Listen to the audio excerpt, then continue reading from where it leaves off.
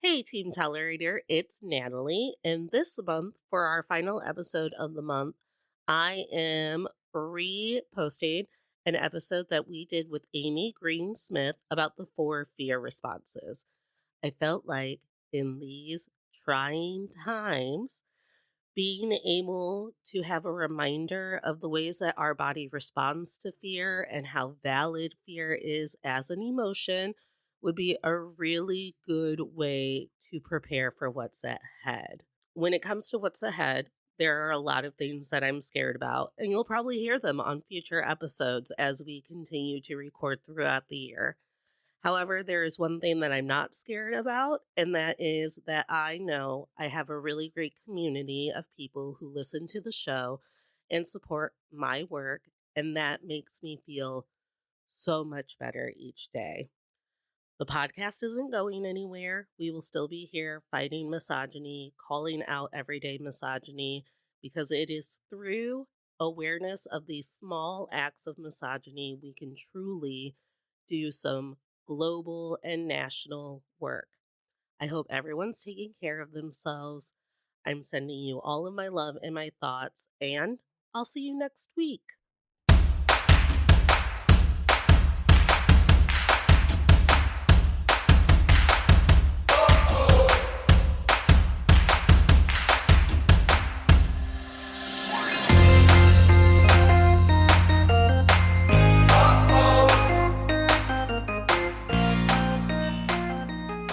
Hey, tolerators. This is To All the Men I've Tolerated Before with Natalie Katona, your weekly look at everyday misogyny.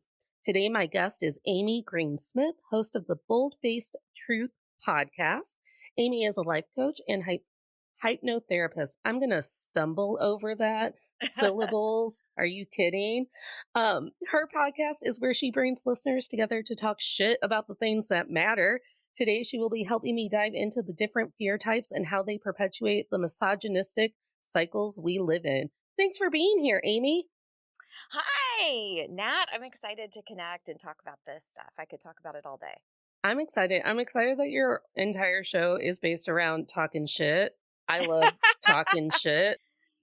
Well, it really is around talking about the stuff that we avoid all the time. And that's why I called it the bold-faced truth is I feel like we tell bold-faced lies all the time, and we're people pleasing. And so what's the opposite of that? Bold-faced truth. Like what would life be like if we were all speaking up for ourselves Yeah, constantly? I get that because I've been stretching out my comedy skills recently, and I realized that the majority of the time that people laugh at me, it's literally just because I've told them something that I thought like, "Hey, that's a red flag." And they think I'm joking. And I'm like, "No, you're literally full of red flags. I'm just like counting them as we sit here." Yes. Yes, exactly. I love it. I love that you do that. So, tell me more about these four fear responses that we live with. Sure. So this could be a full on like little TED talk. So you just interrupt the fuck out of me if you need to. So we've all heard fight flight, right? We've all heard of that. And we've also talked about freeze, and then there's sort of this newer one on the block called fawn, a fawning response. So if we think about all four of these from a primitive lens, let's say it is our ancestors and they are trying to survive and they are running from some sort of wildlife, from a mountain lion. If you were to fight, you would obviously try to fight the mountain lion. If you were to flee, you would run away. If you were to freeze, you would obviously hold still. If you were to fawn, you are placating. You are saying like, "Here, kitty, kitty, kitty, kitty, do you want a little treat? Why don't you go over here?" Right? Like, so the idea behind fawning is that you would be placating or acquiescing to an aggressor or a captor or some sort of type of threat, right? Well, hopefully all of y'all listening aren't necessarily running from wildlife all the time. Mountain lions, cocaine bear. Right. Hopefully you don't have to have a run in with cocaine bear. But all four of these fear responses have adapted and iterated themselves into modern life. So there are reasons why we're feeling such incredible anxiety, depression, etc., because they are evolutionary, they are iterations of our primitive fear responses. So, fight has now sort of evolved into what we experience as anxiety. So, Mm. if we're in a situation where we feel a sense of fear, threat, or stress, that kicks in our defense mechanism and we go, okay, how do I stay safe in this situation? Can I fight? If you can't fight, oftentimes it will send in a huge surge of anxiety. And so it's an energy and it's telling you there's something awry here that I don't feel totally safe with, right? I was talking recently about it was on our Patreon episode with our good friend Annie Sieg, who's on here from time to time. And we were just talking about our generalized red flags. And we were talking about how ours is like the need to feel like we're always right. And I was like, oh, I'll fight to the death to be like, I didn't do anything wrong. I did not do anything wrong because of the anxiety that comes from doing something wrong.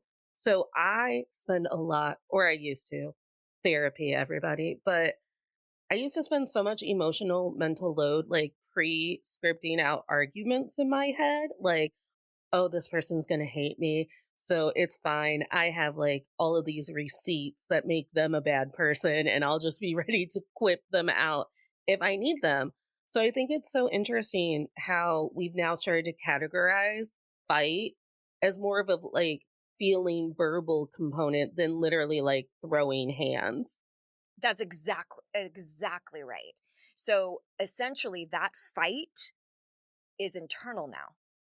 And so it creates sometimes very physiological responses where we have like the sweaty palms or the rapid heartbeat, or for me anxiety showed up as extreme worry. So it would just be sort of like this mental loop, and part of it was sort of an addiction to the relief. So as soon as there was a relief, or maybe in your situation, as soon as that person walks away or the situation's done, then you can be like, okay, cool. I took care of myself. I took care of myself. I fought the mountain lion, right?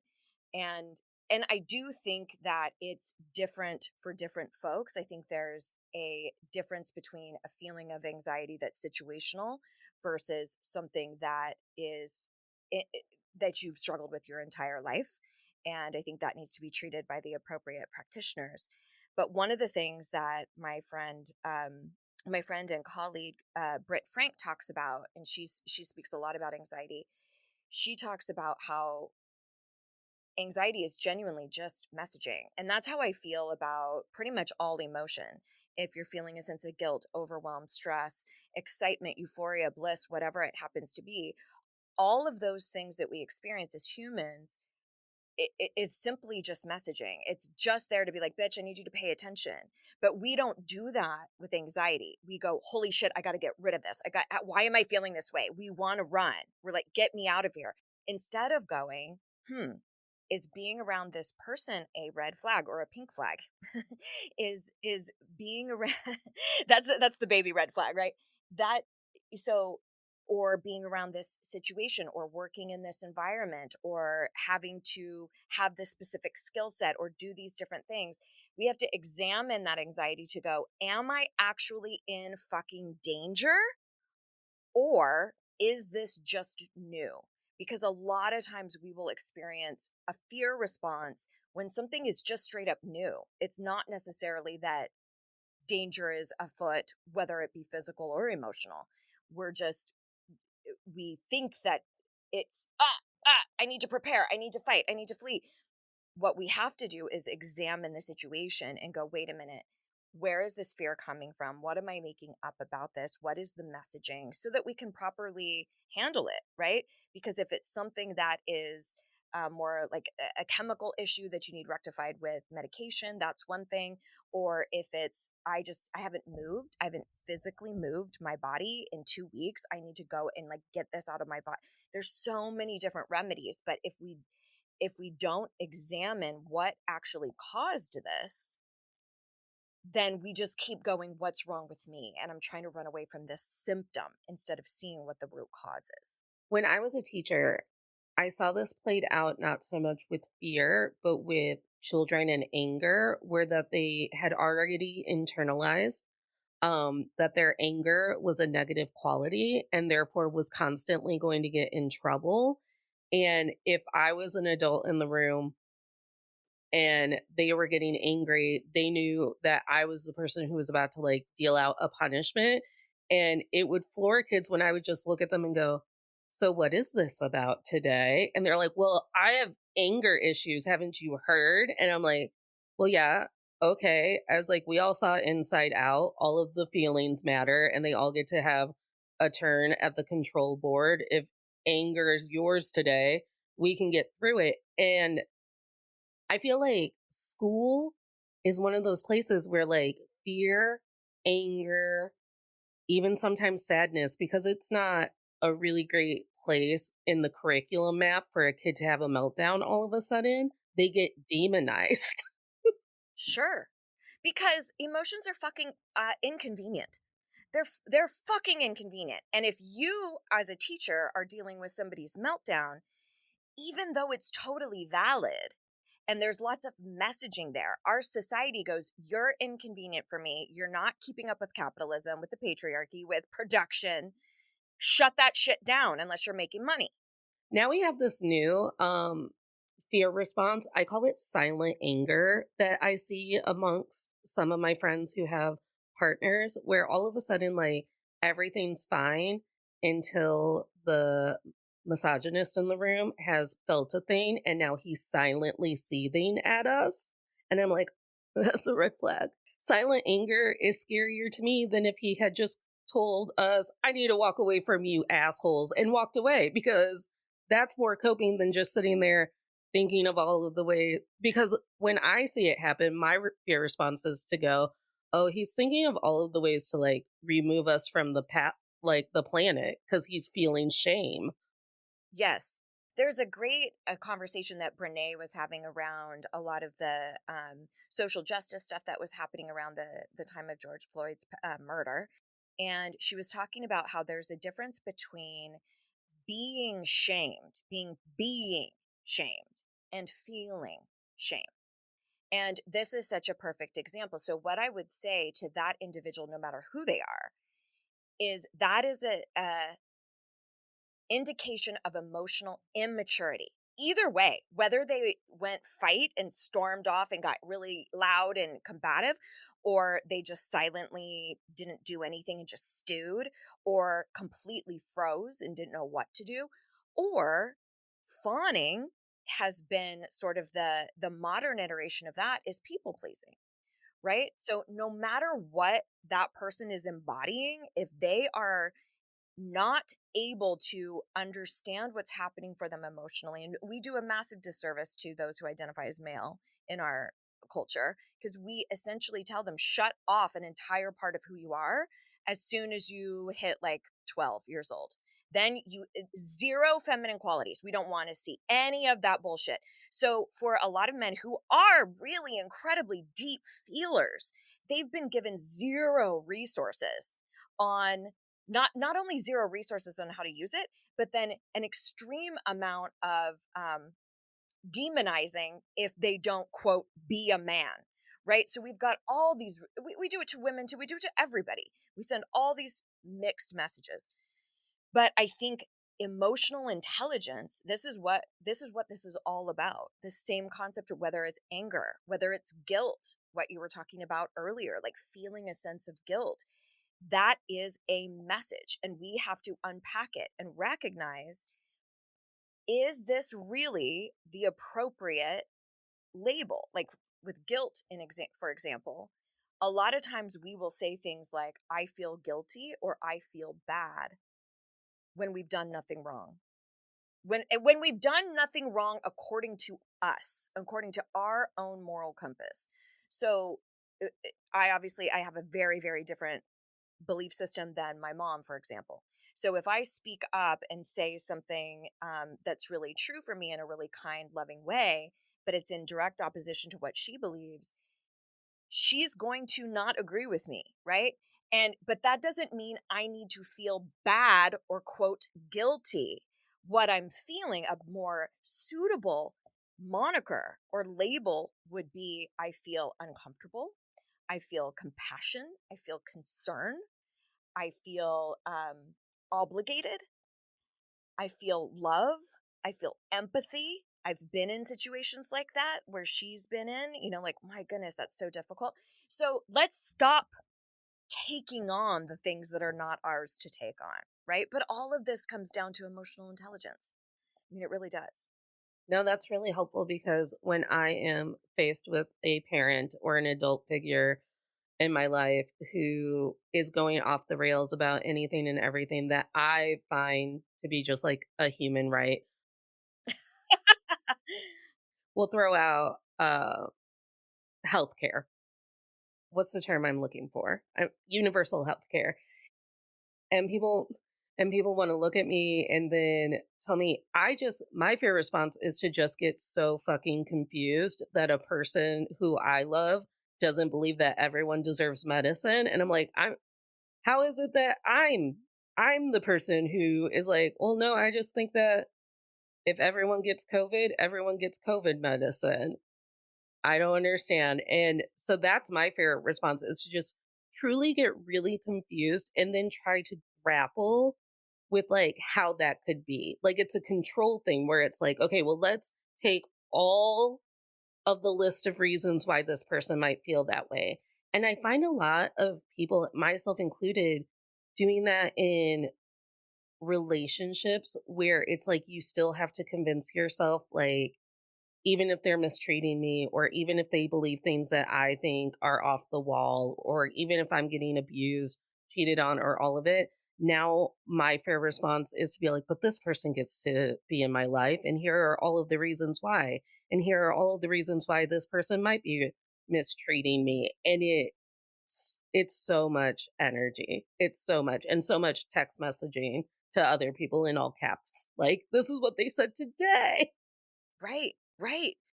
So one of the things that I talk about all the time is how a lot of times we will speak up, but we speak up to the wrong person. So we're super pissed about something that our mom said, but we don't say something to her. We actually go tell our best friend. And that is one of the best places to excavate for boundaries that might need to be established is there anything that I've been chronically and consistently complaining about that I have not addressed with the actual people involved, right? When I'm not getting that sense from you. But that is something that I think everybody needs to check themselves on because there's this rampant diagnostic tool out there right now of saying, oh, you're toxic and you're toxic and you're a narcissist and you're a narcissist and you have this.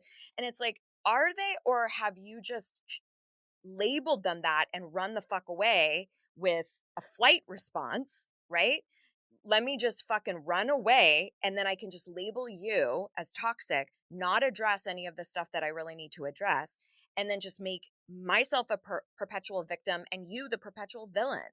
And then I don't have to grow at all. So it's something to be aware of. It doesn't mean that they aren't behaving poorly or that there isn't stuff that they need to own or acknowledge. But if you have not even given them the opportunity to be what you need, that is on you. So, one of the other ways that, kind of what you're talking about with these various relationships, this is huge for the fawn response. So, and this is the one that I think is really, really important because it has so much nuance.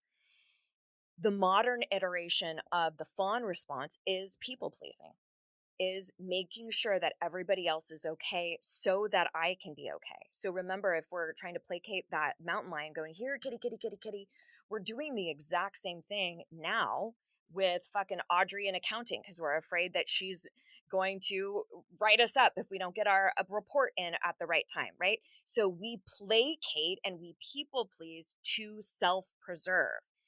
The reason why I think people pleasing is so incredibly important to unpack here is it also gets demonized when sometimes it is actually what will keep you safe. So, if we're talking about partnerships where there is severe abuse, domestic violence, even emotional and verbal abuse. The way that I encourage people to communicate in those relationships are very, very different because we are a lot of times in those situations, you are actually in danger. So calling forth any of these responses makes a shit ton of sense because you're just trying to take care of yourself. So it could be the best tool to placate and walk on eggshells so that somebody doesn't physically harm you. Right. So the example I use is I identify as queer.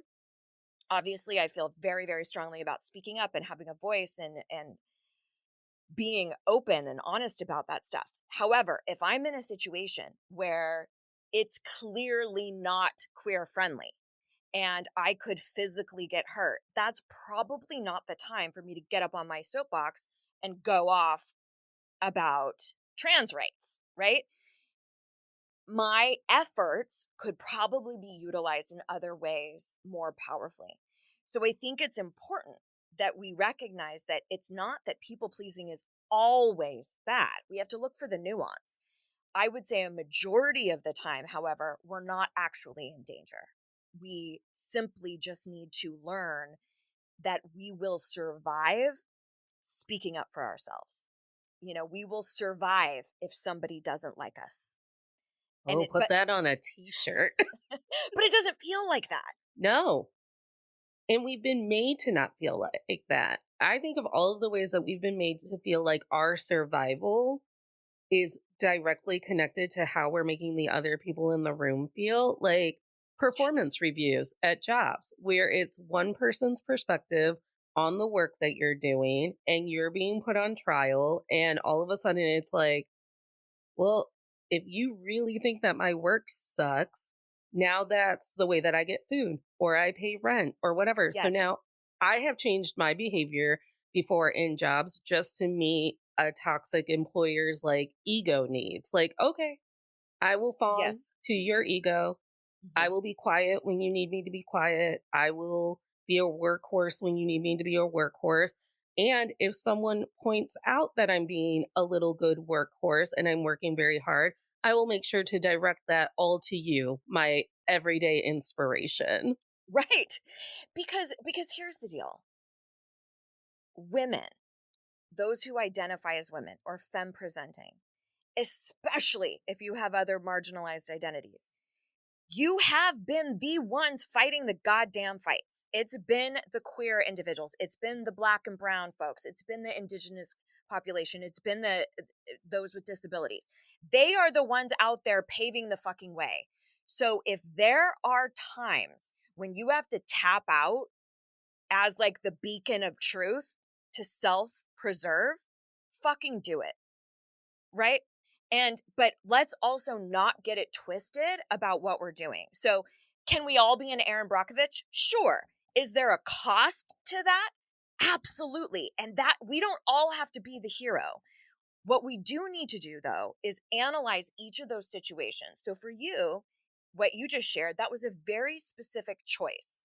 I'm going to curb my behavior for me, in service of me, to make my job easier, to fly under the radar, to not get in trouble. That is very different than I need to placate and please this person so that they approve of me, so that they think I'm enough, so that I can believe that I'm enough. No, no, no. Those are two very different motivators, right? One is self preservation, and one is I need you to like me in order to be valuable. That makes me feel so much better because when you're in a moment of self preserving and you're curbing your behavior to match some egotistical man, it makes you feel like you're playing right into the patriarchy's hand. Like, well, I guess I'll go get my poodle skirt and my milkshake and I will just be a good little housewife of the office because, like, that's how I felt the entire time. Like, ugh, I'm just losing the game when I'm actually playing the game. And I think when it comes to things like, we have so many things that are like trendy to be wrong right now, like not sticking up for yourself in a workplace or fast fashion comes to mind. And I see all of these other perspectives when it's like, sure, fast fashion is bad and it's destroying our environment, but we also don't pay people enough to have sustainable clothing. So sustainable clothing costs sometimes triple of what fast fashion would be. And it's really great that you have the privilege to care about that. I have to take my ass down to Walmart. That's what I can afford. That's right. And so there are what's so important for us to look at is that there is nuance, that there it can't be fuck fear at all costs. It's like, no, sometimes fear is there so that we don't hurt ourselves. In fact, I believe that there is only one documented case of a woman who did not possess a fear response, and it was unbelievably dangerous. If I can find it, I'll send it over to you. It was chronicled on an NPR broadcast, and she would just fucking walk into the street. Like, there was no sense of any type of danger. And that's such a small example, but where she had to really learn, like, that's not safe, and what that really meant when she had zero emotional response to it. So the tricky thing about fear is it's going to show up when you're onto something, when it's like, yes, this is a new business adventure, and it'll show up when it's abort mission, get the fuck out of there. And so that's where discernment happens. That's where our personal development happens, where we don't put a blanket statement of like, people pleasing is always bad, perfectionism is always bad, onto something that it's going to change each time. And that's why we have to have the scruples to analyze what's happening in this situation for Natalie, what's happening in this situation right now for Amy. What is this fear really about? What is my gut telling me, right? So all of this stuff is incredibly important to analyze. I think, especially in personal development, we want a one size fits all answer for every situation. Like, okay, tell me what you always do in communication and boundaries. Tell me what you always do as far as self love. Tell me what you always do as far as perfectionism. And that's not the case. I oftentimes will say it's called personal development for a reason, because it's fucking personal. And you have to work with it, and you have to look for those elements of nuance. But I would love to talk to you just briefly about the fight response and the freeze response and those modern iterations too. Oh, please do. So we've got fight is kind of morphed into anxiety, fawn has morphed into people pleasing, and then we also have flight has now morphed into depression. Mm. So if you think about folks who do have a severe amount of depression, most of the time, what are we doing? We're running away. We want to go to sleep. We want to flee. Let me just sleep forever. Let me zone out forever. Let me just completely check out and run away. Now, very similarly to that, freeze, I would say these two are quite close. The modern iteration of freeze is procrastination. I was going to guess that Oh, because yeah. I do it. Well, if you think about it, I think that there are many reasons why we procrastinate. I don't think it's always directly related to fear. Sometimes I think it's just we procrastinate because labor is involved and labor is exhausting, whether it's physical or emotional or anything. We're just like, ugh, but we're not necessarily scared of something. It's not a fear. So, but hello, perfectionists out there or recovering perfectionists have a very, very close connection with procrastination. Why? Because we put shit off until it's flawless, and then that never happens. That never arrives. So I'm sure you've heard the quote, like, done is better than perfect. Like, just get something out. And you're a Capricorn, right? I am in a Yeah. Libra rising. It's a fucked up combo. I'm a Taurus, and so I'm very similar with Capricorn in the like the control and the order, and I want to know exactly how everything goes, and really it has to be flawless, and I have to really step away and go like, let go. Just done is better than perfect. Done is better. Perfect doesn't even exist. It doesn't really even exist. So, those are things to think about if you start to find yourself not taking action on something. If you are procrastinating, examine it for some fear. Am I afraid? Like, let's say you're starting a new business venture, or you want to get back into the dating scene, or you want to go back to school, and you find yourself dragging your feet on filling out that application or da, da, da, da, and you know that it's something you really want. That's a key. Okay. That's incredibly important because sometimes we drag our feet because there's a red fucking flag saying don't do it, right? So as long as it's something that you really genuinely want and you're like, why can't I get out of my own way? Examine it for fear. Am I afraid? Am I making up that something is going to happen because of this thing that I want to go after? And then we have something to work with. Otherwise, we just are like, what's wrong with me? And we all know how well that works. No, it has always been one of my fear responses because, imposter syndrome is a lovely little partnership to our relationship to fear. And it'll just like, you'll be sitting there and it'll be like, for example, I'm taking a comedy writing class and it's like, sit down and write your 5 jokes, Natalie. And it's like, oh, I'm not feeling funny today. Well, you got to write 5 a day, Natalie. Ooh, but my soul just feels like unfunny. And you're just like pushing it off and pushing it off.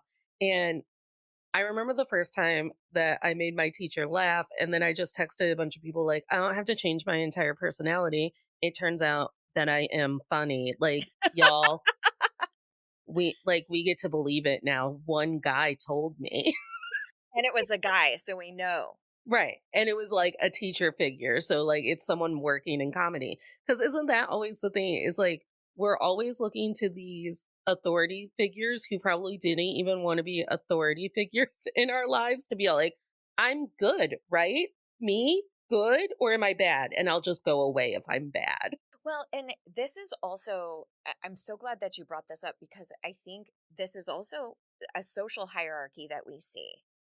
And I know you talk a lot about it from like the male female perspective, but we see this sense of the people pleasing element, or let's keep these groups of folks in fear so we can keep them oppressed. So if we look at even how women historically have been pitted against one another, right? The poor population, no matter what color you are, has been pitted against one another instead of fighting the real opposition, right? If we can infight, if we can keep women hating each other and slut shaming or body shaming each other or parent shaming, all of that, then they won't see that they actually need to be in fucking power instead of all of these men or share power, right? So I think it's an important aspect to look at.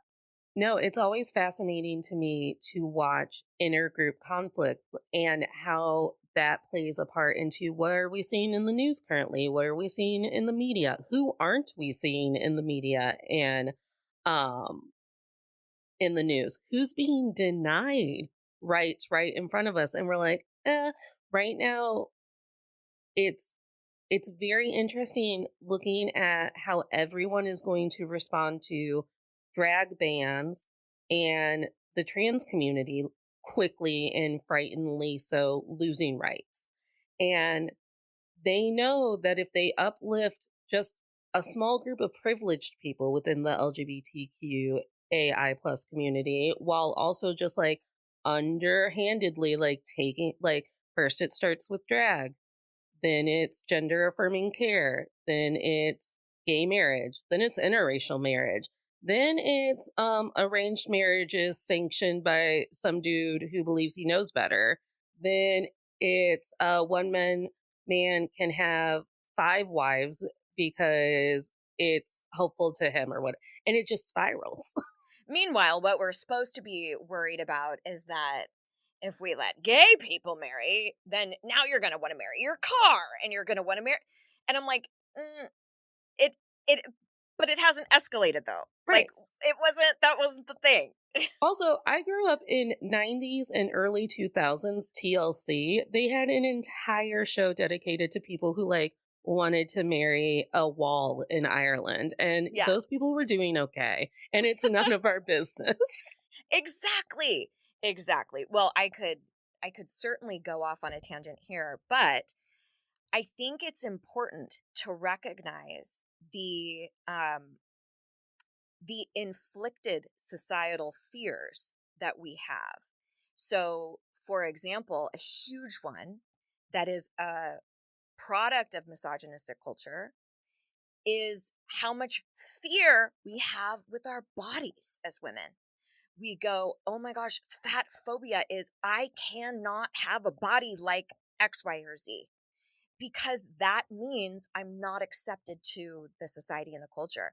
But this is not anything new. Like if we think about even Maslow's hierarchy of needs, for example, one of our primitive human needs is for a sense of belonging. Like we are wired for connection. We need to belong to a group in order to survive. And that stems from our ancestors, where that was really quite true. Like you couldn't just be some solo person out there in the wilderness. Like you would die. You needed a group.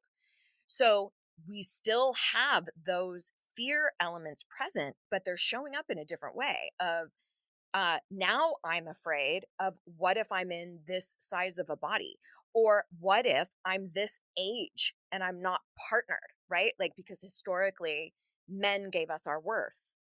And if you weren't married, then what good are you if you're not property? And so we still see a lot of old remnants of that being really the case, and we're seeing a little going backwards a bit too. Oh, well, I love to remind people through the show and through just conversations that we were raised by women who were either the women who couldn't own property or were raised by women who couldn't own property. Like, it's not like I'm closer to that than I am to that stupid little Kevin Bacon game that we play with. Like, we like to think of things in like hundreds of years, and it's like women haven't even had the right to vote for 200 years. Yes. I mean, I'll be 44 next month. My mom couldn't buy a house without my dad. She couldn't get a credit card without my dad. And, like there's that's in my lifetime. Hmm. That's like when I was born. My mom needed him to take care. It's absolutely mind-blowing, and it's even worse in communities of color. It's dramatically worse. So yeah, I can get really worked up with that. But okay, let's talk about then what the fuck do we do about this, right? That's one of my questions. Because we can complain all day and that does feel really good. Like I was mentioning earlier, if we get to be the victim and blame blame blame, then we get to just kind of sit here and be pissed. But what are the actions, right? Is it to say, "Oh no, I'm not oppressed," or "Oh no, I'm not having evoking this fear response all the time?" No, that's true. And what do we need? What is within my power? And my perspective is one of there's our task at hand that's nuclear and that is personal. And then there's the task at hand that is communal and societal. So when we are dealing with our own fear, our own oppression, our own opposition, our own stress, the only option we have is to call upon ourselves. Like that, no matter who you are, no matter what your situation is, does it mean that everything is surmountable? Yes. Does it mean that that's easy? Fuck no. And so it's sort of like if you've ever seen that illustration of two people that are about to run on a racetrack. And there's this man on one side and he has no obstacles in front of him. And then you see a woman of color on the right side. And in front of her are all these fucking obstacles.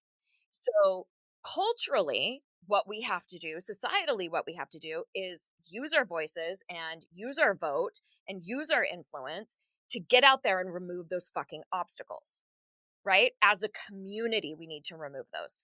As that woman and that individual, all she has in that moment, no matter how unfair it is to call upon her own internal power and her own internal strength. So, as unfair as that is, that we don't have a system that supports us, I still feel like it is a fucking act of resistance to say, I matter, my voice matters, you are going to hear me, I am going to speak up, I am going to take up space, both emotionally and fucking physically. And that right there is what is going to change our culture and change our ability. So even if you are like, gosh, I don't like myself, or I feel like I'm such an imposter, hear me when I tell you, loving yourself and cultivating that relationship with yourself is the fiercest act of resistance that you can utilize. Hell yeah. One of the most recent fear responses I've seen, I have Eras tour tickets for Taylor Swift, so that's the only thing that's popping up on my feed Oh, recently. And I used to get a lot of judgment for being a mild Taylor Swift fan, not even to the obsession that I'm currently at. And it all came down to, well, Taylor's not enough when it comes to using her platform to make societal change. Well, and I almost sent it to all of the haters. I saw this video of her arguing with her male record executives because she had a line in the song that was like, fuck the patriarchy. It was literally like, I dropped my keychain that says, fuck the patriarchy on it. And they were like, you can't, you'll lose. So we're all just losing our jobs. And she's sobbing. And she's like, for years, you've told me that I'm not allowed to talk out against Trump, or I'm not allowed to tell people how I'm voting, or I'm not allowed to do this. I'm not allowed to do that. I'm just like supposed to stand on stage and sing my songs. And she goes, and I'm tired of it because every day that I allowed myself to be that person, they took away more people's rights right in front of me. And she's come a hell of a long way when it comes to her activism and what she speaks out on. But I go back to that nuance thing where it's like, it was really easy to be like, oh, little rich Taylor Swift doesn't do enough for us. But then she also had her own obstacles for to do what we would have considered enough. And it's never enough at the end of the day. That's also how they keep us feeling like we're shackled to our own circumstances. They keep reiterating that no matter what, it's never going to be enough. All of this will still exist with or without you. But it's one of those things where Taylor Swift, myself, yourself, those days when we're on it and we are singing a song that says fuck the patriarchy, or we're recording a moment of our shows, we're part of the movement in the moment. And maybe we deserve credit. And maybe we're doing it because fuck your credit. We're doing it so our souls feel better. that's right. Well, it's not dissimilar to what women have felt forever of like a be sexy but not too sexy, or be maternal but not too maternal. And we want you to be athletic but not better than a man, and like we want you to be smart but not smarter than a man. Like it's just you're damned if you do, you're damned if you don't. And I really think that it is about us listening to our own internal compass, about using our voice when it is safe, and also recognizing that your impact that you create in the world, or how you choose to be an activist, gets to be your call, right? Like if it is through your music, great. If it's through marching, if it's through donations, whatever. I think we all get to have our own perspective around what activism works for us. But here's what I will say. I think by and large, the most impact that we can create are the difficult conversations with our inner circle who feels differently than us. That's courage, because I'll tell you what, getting on a show like this and going off with somebody who feels very similarly to me is a shit ton different than sitting next to somebody at Thanksgiving dinner and when I don't even believe in Thanksgiving anymore. And like, how do I have that conversation with somebody? Those are the conversations that needs to happen. We don't need to be screaming and yelling at celebrities to be, using their platform more. If they can, great. But what conversations have you had with your parents or your aunt and uncle or the kid's parents uh, that your kid plays with, right? Like those are the conversations that are going to move the needle, not us screaming and yelling or doing a post on Instagram. Because we truly have the most control over the people who are either in our lives or on their way out of our lives and what we impact on them. So a conversation that I think of is like someone made a joke about women not leaving their husbands because, like, well, what if he has money? And then another friend of mine was like, I hope you know that that's one of the number one ways that men abuse women and keep them in bad marriages is through financial abuse. And then I went, yeah, I've seen it in my family. And then that person learned something that day, that it's not just like we're money hungry or we don't know how to feed ourselves or whatever. Sometimes it's literally we've been conditioned to feel like your money's safer than our money. Right. and you have more of it. Just like th- just biologically, you get more money. So Yes. even number wise, it seems safer to us. Yeah, it is it's one of those things that I have to toe the line between righteous anger, righteous rage, really, uh, and historical rage, right? Feeling the generations of women who have gone through this stuff and feeling that so potently and not letting it rule my life. And that's a really fine line because it is everywhere. It is around it's every time I walk to the car and have to have my pepper spray, right? It's knowing that my husband will make more money than I would in the same situation. Or that if we go in to buy a car, that people are going to respect him more than they're going to respect me. It is fucking everywhere. But we also have to toe the line with how much we sink into that victimhood because it is real. It is not in your head. You aren't being shrill or naggy it's real. And it's not going to fucking take us down, right? So the more we focus on the power as opposed to the problem, the faster we're going to get to our own enoughness and be able to actually speak up for ourselves. There it is. There it is. And I love I love to just walk through my day in righteous anger because, anger gives you adrenaline and sometimes I'm tired. Uh, Yes. but Oh my God, I put that in one of your comedy bits. just, anger gives you adrenaline and sometimes I'm tired. Yes. Um, but I have found that sometimes you knock people way over. I've knocked people way over and kind of on accident instead of screaming just by stating something like it's a fact. Like, well, no, actually, this is what's happening. And then it's a declarative sentence and they're just looking at me and I go, yeah, women get abused financially by by their husbands. Have you heard of it? And they're like, and I'm like, yeah, no, because you've never. And I think that's where some of it comes into. It's like, you've never had to consider why women would stay in a marriage because of money. You've never had to. And good on you. But I have Mhm. because I've had to watch it firsthand and understand that that's what's going on.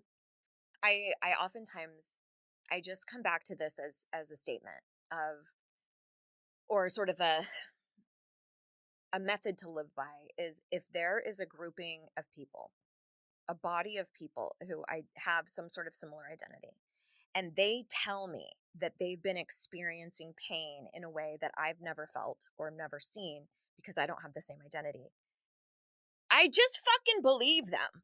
Instead of trying to talk someone out of their pain, or get mad at what that means about me, I just go, hey, babe, I see your pain. I'm so fucking sorry. It doesn't cost me a damn thing to just believe people's pain. We don't have to talk them out of it. My sister has a great metaphor where, and she'll use it for like anything: joy, fear, pain, bad days, whatever. It's not a pizza.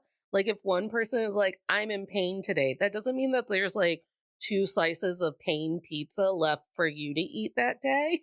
That's right. Yeah. And and it's a very like icky capitalistic way to think about our feelings where it's like, well, only 8 people get to feel joy today. So I guess I'm gonna knock you out so I make sure that I'm one of those 8. But I mean, think about how much that mentality that and it is absolutely capitalism that shapes how competitive we are and our comparison to one another. And I think there is also a biological primitive reason why we compare. We're always comparing situations to examine threat. Again, coming back to that whole fear response thing of like, am I going to need to take care of myself in some way? So, of course, we're going to do that. But we're also looking at those things through a lens of scarcity of like, there's only one who can reach the top, or I need to knock people out. So I've started using the term equitable envy for when I am envious of somebody because the dictionary definition of envy is that You want you to have it, you don't want them to have it, no matter what it is. So I want what you have and I don't want you to have it. I like the idea of equitable envy being like, I want what you have, but I also want you to have it too. Yeah. Yes. I want us all to be able to go to the Eras tour. At the end of the day, fuck you, Ticketmaster. We all should have gotten to go. Yes. Yes, we all should have gotten to go. Uh, we're coming up to about an hour, so I'm going to go ahead and transition us into our closing ceremony, if you will. That makes it sound like the Hunger Games. I volunteer as tribute. Right. But on to all the men I've tolerated before. We have two traditions. We end every episode with our like big takeaway. In this Mm, case, it would be about our fear responses. And then we move forward with all of the like tough stuff that we've collected from this episode, and we choose to walk forward in positivity, and we release a manifestation into the universe that we hope happens for the mm. people who are also living with fear responses and living in a world where they'll convince you that TikTok is the scariest thing on the planet, so you don't notice that they're going to start controlling what your internet browsers go to. Right. Right. It's a ploy. It's always Yes. a ploy. They don't care about TikTok. China's had our stuff for ages. Right. It's a total Wizard of Oz. Like, don't Yeah. pay no No. attention. Pay no attention to the man behind the curtain. Right. Elon Musk is going to decide what you get to Google today. But what is if you could just say a sentence a day to 20 people, this is the sentence that you would want them to learn. I would say, well, I have so many of them, and then I'm going like, well, which one actually relates best to fear? So I think it would actually be a question of when you find yourself in a fear response, no matter what that is, whether it's really an intense, like, oh my God, I'm scared, or it's anxiety, or you find yourself people pleasing, is to ask yourself, am I actually in danger, or is this just new? And use that as sort of the even a journal prompt to start excavating behind what you're feeling so that you can get into a little bit of action. Yeah, I love that because it goes into partnership with what mine was going to be or is going to be. And it's learn to love your instinct again. There's so Mm, much that has made us be like, oh, my instinct is bad. That stove wasn't that hot. I'm being dramatic. yes, So I just love like it. learn to love your have a newfound like sexy relationship with your instinct. How Mhm. many times have you been in an encounter where your entire body has been like, we don't like this person, and you're like, oh, maybe we do though. Like, Right. I call that the cognitive override.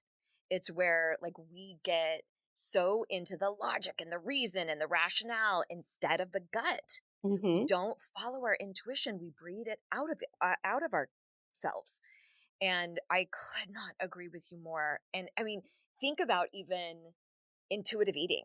Yeah. Intuitive eating is like this whoa, mind blowing thing because we've been taught to ignore instinct, to ignore our intuition, so much so that it's mind blowing to relearn it. And that's the case with all of this stuff that we're talking about is listening to our anger, listening to our guilt, listening to our fear and analyzing it and looking for the messages behind it. After I stopped teaching and I got to be in a place where I could like pee whenever I wanted, I had to like relearn like, well, do I have to like not do I have to pee right now, but like is it reasonable for me to get up and pee right now? Because Yes. teachers are constantly told you don't get to pee. Like you don't get to Right. do that. What and that is such a metaphor for so many other situations in our culture, right? Hmm. Where it's like we eat at a certain time and we you don't hurt this person's feelings even though it is a massive red flag central. No, we need to start reevaluating that. I love that as a takeaway, Nat. So good. I I used to have so much fear wrapped around like when do I get to eat because of how much we schedule eating, and then I'm convinced that like, well, if you don't eat between noon and 2, then your body is just going to be out of whack for the rest of the day or whatever. And antidepressants and anti-anxiety meds have kind of curbed that a little bit. What a thing. And I Right? remember the first Science. science. I remember the first day where I like looked at a friend and I was like, I haven't thought about lunch. And they were like, okay. And I was like, no, I only think about lunch. Like I'm always anxious about whether or not lunch is going to happen because I know how much I hate feeling sluggish at Yeah. 3 o'clock. Like I Right. hate it. What would be your manifestation that you would like to offer to our listeners and the collective as a whole? Ooh. I would love a great manifestation for everybody to try on this as just a manifestation mantra of I am capable of speaking my truth with grace and kindness. I am capable of speaking my truth. And the reason why I think capable is important, instead of just saying, I speak my truth, is it's a reminder that we have an innate ability. And it's really similar to what you were talking about with our instinct. Like we already have a compass, we have an internal knowing, we have our intuition, and it's about getting back in contact with that and trusting it, right? Hmm. So that would be my manifestation for you. I am capable of speaking my truth with grace and kindness. And I think I'm going to go just because it's been such a big thing. And I love that you brought it up. I hope we start giving one another grace when it comes to the nuance again, because I Yes. think that we've completely wiped that out of our vernacular, like just knowing that there is nuance and that I can have grace when experiencing someone who is experiencing something differently than me. Um, and I feel like it is very purposeful that that there are a lot of loud people who have broken down nuance and they're like, nope, it's right or wrong. So you got to pick Mm-mm. left or right. Come on. Nope. We live in a world of gray, and I think we should celebrate that more. Right. And I think probably both you and I can get lost in that black and white thinking. I Hmm. know we have a lot of similarities just in wanting to control things and things. And so one of my little tools that I give to people is instead of gray, because obviously I love a lot of color and decoration and adornment. So I go, what's the pink option? What's the chartreuse option? What is the like baby aqua color that I have not looked at because I'm so locked into the black and white. It has to be let's get some fucking color in there. Let's get some That's zebra right. print. What's the purple of it all? That's right. A nice maroon. And oh, I love a maroon. Uh, Eggplant. Amy, you are fantastic. I hope that every person that you come into contact with makes sure to tell you that you are so insightful and you bring so much to everyone who talks to you. Oh, yeah. Thank you. I was just thinking the same thing. Oh, I love your takeaways. I love your manifestation and such a great encapsulation of the things that we've talked about. So Yeah. I'm so grateful to hang out with you, and you are brilliant in your own right, and I'm grateful. Well, thank you so much. Make sure to tell the tolerators and the listeners where they can find you. Sure. So my little corner of the internet is amygreensmith.com, and all of those names are spelled the very basic bitch way. Amy, AMY, Green without an E, and Smith, like everyone else. And so that's where you can find me. That's sort of my hub. I have tons of freebies over there, some free hypnosis, some free workbooks. I've done almost 500 episodes of my podcast for the last 10 years. So tons of freebies over there. And then, like any, self respecting Gen Xer, I hang out the most on Instagram. So you can find me over at Hey Amy Green Smith, and that's my handle pretty much everywhere on social. But yeah, come over to the site and get a bunch of freebies and come hang out.